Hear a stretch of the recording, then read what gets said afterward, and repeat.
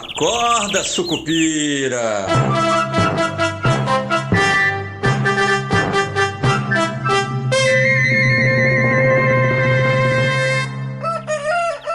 Bom dia, pessoal. Sejam todos muito bem-vindos, sejam todas muito bem-vindas. Eu sou Rodrigo Oliveira e este é o nosso Acorda Sucupira de 14 de fevereiro de 2025. Sexta-feira, sextou. E essa semana eu estava pensando nisso ontem durante o dia e hoje de manhã, antes de gravar isso para vocês. E olha que coisa interessante, né? A gente está num momento meio de volta ao passado e ninguém acredita em mais nada porque já conhece o passado. E a gente está com esse problema de credibilidade dos líderes mundiais, né? E eu nem estou falando daqueles que se aproveitam da falta de credibilidade ou da credibilidade que tem para cometer atrocidades, como é o nosso querido Putin, né? Que antes de invadir a Ucrânia dizia que não ia, depois dizia que ia, depois dizia que não ia, até o dia que foi e está lá até agora. E o Trump está tentando negociar algo que parece muito estranho, mas a gente tem que esperar porque esse é um dos problemas do Trump, que tem um paralelo muito forte com o Lula, né? E todos os dois, né, ou três, são populistas de marca maior, né? São ícones do populismo mundial, né? E aí você pega, por exemplo, a reação do mercado às tarifas de Trump, qual foi? Não foi. Por que não foi? Porque ninguém acredita mais no Trump, né? E por que no Brasil a reação do mercado à conversa sobre a responsabilidade fiscal não acontece? Porque ninguém acredita que vai haver responsabilidade fiscal. E nessas idas e vindas ficamos todos nós aqui esperando para saber o que fazemos. Tem uma expressão que um amigo meu usa que tá todo mundo que nem cachorro no barco, né? O barco balança, o cachorro não se mexe, né? Ele fica parado, congelado ali, sem saber o que fazer. Pois bem, estamos mais ou menos neste momento. Esse preâmbulo, na verdade, para a gente entrar no assunto de hoje, mas eu acho que é importante a gente manter isso em mente. A nossa newsletter do Esquina Sucupira hoje vai tratar um pouco sobre isso também. Mas vamos lá. Ontem até o Fábio tinha perguntado ali, acho que no YouTube, se não me falha a memória, sobre o etanol, né, essa história do etanol. O Trump, né, prometeu aí tarifas recíprocas, como a gente tinha adiantado. Ninguém adiantou nada porque ele já tinha falado que iria anunciar isso durante essa semana, né? Mas assim como a gente já tinha comunicado isso, ontem a Casa Branca soltou um expediente ali, um decreto, e cita o etanol brasileiro textualmente, né, quando fala da reciprocidade. E o que está falando lá? O que é a ideia da reciprocidade, né? Eu vou cobrar de você a mesma alíquota de importação que você me cobra, certo? Isso é ser recíproco. É um conceito diplomático antigo de que você tem o direito de cobrar ou de fazer a mesma coisa que é feita a você, né?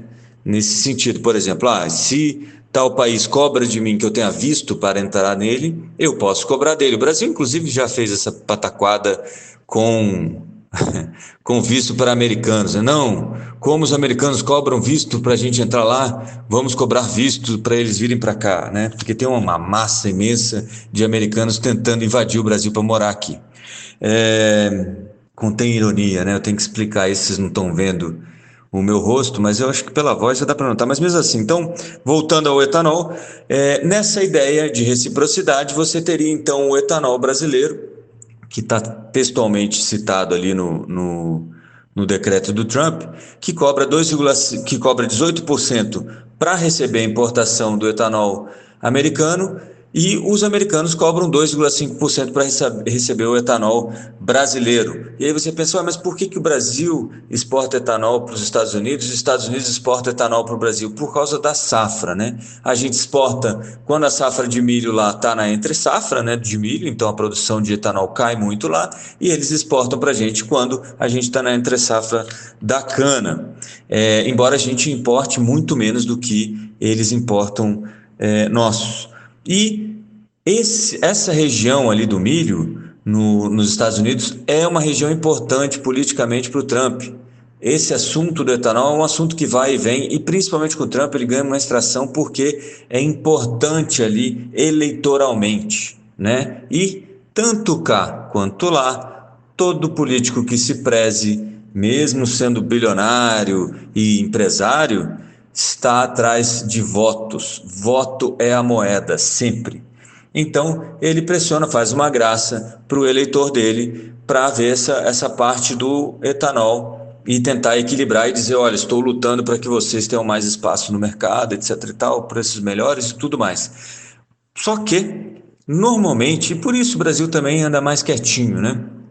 Normalmente, historicamente, o que aconteceu é a gente negocia o açúcar na troca do etanol, né? Negocia as tarifas uma pela outra na troca do etanol. Por quê? Porque o Brasil quer mais acesso ao mercado americano de açúcar. E aí, no caso do açúcar, o Brasil cobra 16% para importar açúcar americano, enquanto que os Estados Unidos cobram 40% ou mais. Alguns estados chegam a cobrar 100% de alíquota de importação no açúcar brasileiro. Então, normalmente o Brasil negocia isso contra o açúcar, tá? Então, e por isso, né? E quando o Trump fala que não, tudo bem, e a Casa Branca fala, não, essas tarifas de reciprocidade serão implementadas lá em 1º de abril, não é nem porque é o dia da mentira, né? Mas coincidentemente, mas na verdade está dando prazo para negociação e já ficou mais ou menos claro, pelo menos no mercado, que você tem um prazo aí para negociar isso. Essas coisas talvez não fiquem do jeito que estão. O que o Trump está fazendo é gerando muita notícia, está ocupando a mídia e está mostrando, entre aspas, aí para o eleitor dele que ele tá no jogo, tá cumprindo aquilo que ele prometeu durante a campanha eleitoral, tá? Então, esse é um dos pontos importantes. Eu vou tentar explorar um pouco mais essa história do etanol, essa é uma história assim, mais longa, mais cheia de detalhes, mas basicamente é isso, tá? Os pontos principais aqui já estão mais ou menos definidos. A gente deve negociar entrada de açúcar pela troca do etanol, porque o nosso açúcar é mesma matéria-prima, né? Vem da cana, tanto o etanol quanto o açúcar. Então, para o usineiro brasileiro aqui, tanto faz se ele vende etanol ou açúcar, contanto que o preço valha a pena.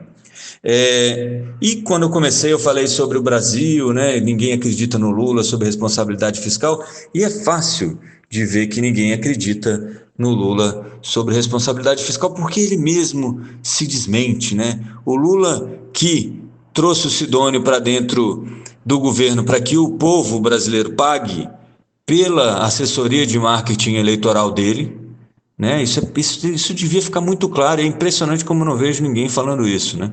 O Sidônio Palmeira entrou no governo, está sendo pago com dinheiro público para fazer a campanha do Lula 2 anos antes da eleição, né? Então o Lula está por aí fazendo campanha, né? Falando barbaridades, prometendo outras tantas e só em vez de trabalhar, né, basicamente. Mas é isso, é aquilo que eu falo, né? Eu acho que o Lula pode até ser um grande presidente no dia que ele assumir a presidência da República. Mas vamos lá. Então, o que o Lula falou ontem que interessa é que ficou bem claro, né, nas falas dele. Ele estava no Amapá, ao lado do Davi Alcolumbre, em campanha.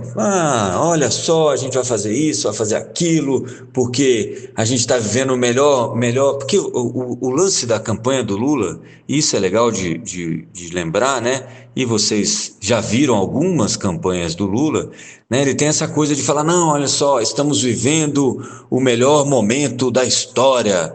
E aí ele fala assim, até pegar aspas dele aqui certinho, ó. Estou muito orgulhoso do que está acontecendo no Brasil, inflação controlada, menor desemprego da história, crescimento da massa salarial, é o melhor momento da história do Brasil. E aí ele mostra que está em campanha. Diz que tem 2 anos ainda e que, quer ver, ó, Eu ainda tenho 2 anos de governo e quero provar que um metalúrgico é capaz de fazer outra vez o melhor governo da história desse país para o nosso povo. O Lula não é metalúrgico há muito tempo, mas há muito tempo mesmo, né? Ele é um político profissional, tanto que vive de política, não vive de aposentadoria da metalurgia dele, ou do ofício de metalúrgico dele lá atrás. E fala de novo, como estava lá no norte, fala sobre a COP30 em Belém e fala que, olha só, os europeus já desmataram todas as matas deles, eles não podem dar pitaco na gente. É como se a gente voltasse no tempo e ouvisse tudo de novo. E é engraçado porque isso está acontecendo aqui com o Lula, está acontecendo nos Estados Unidos com o Trump, e eu acho que se a gente for procurar em outros países com um pouco mais de atenção, a gente vai ver que se os nomes voltaram, voltou também aquele raciocínio tacanho e estranho, que já deveria ter evoluído, né? O tempo passou, mas essas pessoas não passaram no tempo, né? Isso é que é estranho. E aí ele fala que só tem sentido a gente governar se a gente compreender que governar é cuidar. Quer dizer, já é campanha, é tom de campanha, né? Ele fala assim: queremos cuidar da classe média, dos empreendedores, mas sempre tem alguém que precisa mais. E vai falando aquelas, como é que se diz? Aquelas expressões comuns de época de campanha, né? E fala que se alguém for substituir ele, vai ter que fazer mais que nós, né? Que ele fala lá. Então ele já está nessa ideia, né? Vai fazer outra entrevista hoje, então entrevista toda semana para poder fazer campanha para ver se diminui um pouco a desaprovação. E como a gente tem, né, no ser humano a esperança, né? A esperança é que acaba com as pessoas, né? Elas deixam de pensar para ter esperança, né? Então vai ouvir tudo isso de novo, vai esquecer que ele está há 2 anos no governo e nada disso tem acontecido. Aliás, o que tem acontecido tem sido às custas de uma inflação pressionada e de um juro que vai ter que ficar cada vez mais alto. E por que que eu estou falando isso? Porque o Galípolo, aparentemente, eu ainda tenho minha desconfiança com o Galípolo, espero que ela não se concretize, mas o Galípolo diz que vai cuidar sim da inflação e que, ontem até falei sobre isso, que prefere que seja assimetricamente, que é esperado do Banco Central é que ele seja assimétrico. Né? Se a inflação está subindo, ele seja muito forte com os juros para segurar a inflação, e se a inflação estiver descendo, que ele seja cauteloso na hora de cortar para não ser enganado por um ou outro dado. E isso é música para os ouvidos do mercado, né? Agora é saber se o Galípolo vai aguentar a pressão do Lula, que tem falado todas as vezes que está em público que o Galípolo vai arrumar os juros no Brasil. Mas como que ele vai arrumar os juros no Brasil se ontem mesmo o nosso querido ministro da Fazenda, Fernando Lero Haddad, falou: não, já temos quase tudo pronto das prioridades do Lula, né? O Lula tem 3 prioridades para esse ano e 2 já estão prontas. Uma é o crédito privado consignado. Lembrem-se, lembrem-se. É exatamente isso que o Banco Central não quer, é exatamente isso que empurra a inflação para cima. Mais dinheiro na mão das pessoas, né, aquela história do dinheiro na mão é vendaval. Não é porque o Rodrigo é mauzão e não quer que ninguém gaste dinheiro, não é isso. Eu quero que todos sejam felizes gastando o seu dinheirinho, mas a indústria nacional, o serviço nacional, o comércio nacional tem que estar preparado para receber esse dinheiro, senão ele é impelido a aumentar os preços. Né? Se eu tenho 5 coisas para vender e tenho 800 pessoas querendo comprar, adivinha? As 5 que pagarem mais dessas 800 levam. É simples. Por quê? Porque eu não quero correr o risco de vender agora por um preço baixinho e lá na frente não ter ninguém para comprar. Então o juros vai continuar alto porque o crédito consignado privado, que é essa ideia que já até beirou aí a loucura de colocar o FGTS como garantia, deve sair muito em breve. E é bom para os bancos, né? Eu falo sempre isso. O governo Lula é o melhor governo para os banqueiros e para os rentistas historicamente. Pode prestar atenção aí se quiser e buscar os números. Além disso, o Haddad falou que também está pronta já a medida de isenção de IR, né, para quem ganha até R$ 5.000. Então, de novo, mais dinheiro disponível, porque se isso não vai para imposto, que acaba circulando e voltando, né, mas se isso não vai para imposto, ele ganha velocidade na economia, né, o que pressiona mais a inflação. E o Vale Gás, que o pessoal está tentando achar uma forma de driblar aí a história do arcabouço e resultado primário para poder colocar na rua também. E é engraçado porque o Lula falou sobre o Vale Gás também ontem e disse que a ideia agora é abastecer, é dar gás de graça para 22 milhões de famílias, é quase metade do país, né? Se você calcular uma família de 5 pessoas, vamos calcular uma família de 4 pessoas, vai.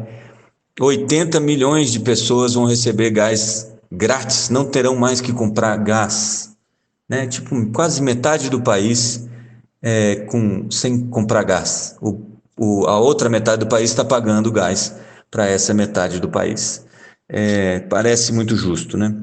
Bom, e a Fazenda revisou ontem o PIB, que caiu, né? O PIB esperado para esse ano, que saiu de 2,5%, segundo a previsão da Fazenda, para 2,3%. Ainda vamos ver, tem muito no mercado. O mercado tem ficado mais calmo, porque tem visto números de desaquecimento econômico, apesar do falatório do Lula, e isso indicaria que o Banco Central não teria que ir tão longe com os juros, mas isso a gente vai ter que esperar para ver, tá bom? Só lembrando que ontem, em campanha, o Lula já falou que o PIB desse ano vai ser 3,7%, tá? Enquanto o Ministério da Fazenda, que ele não deve estar conversando muito com esse pessoal, reduziu o PIB de 2,5% para 2,3%. Então é mais ou menos esse o nosso panorama de fim de semana. Durmam com esse barulho, vão para o churrasco com esse pensamento que, no fim das contas, ninguém acredita mais, nem no Lula, nem no Trump e nem em vários ícones ou vários modelos aí de políticos que a gente tem visto pelo mundo. Beleza? Eu vou ficando por aqui. Bom fim de semana a todos nesta sexta-feira e a gente volta na segunda se tudo der certo. Força, Sucupira! Acorda, Sucupira!